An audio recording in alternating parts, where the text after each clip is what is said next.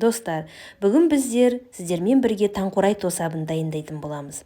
Дәмі тіл үйіретін әрі емді қасиеті өте жоғары таңқурай тосабын дайындау үшін YouTube каналыма тіркеліп, қоңырау батырмасын басыңыздар.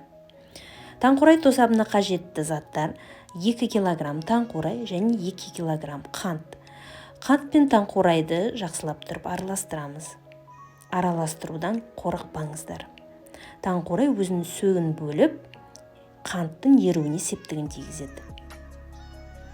Еріп болған таңқурайды біз отқа қоямыз. Оттың астын жақсылап тұрып ашамыз.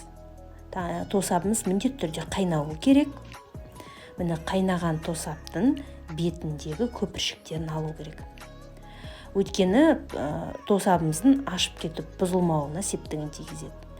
Таңқурайымыз қайнады. 5 минут қайнағаннан кейін суытамыз. Өйткені біздің тосабымыздың қою болуына үлкен септігін тигізеді. Міндетті түрде суытып алуымыз керек. Міне қайнады. Тағы да оттың астына қоямыз. Қайнаған тосабымызды 5 минут баяу отта ұстаймыз. Біз 2 мәрте сонда отқа қойып отырдық. 2 мәрте 5-5-тен көп қайнатудың қажет жоқ.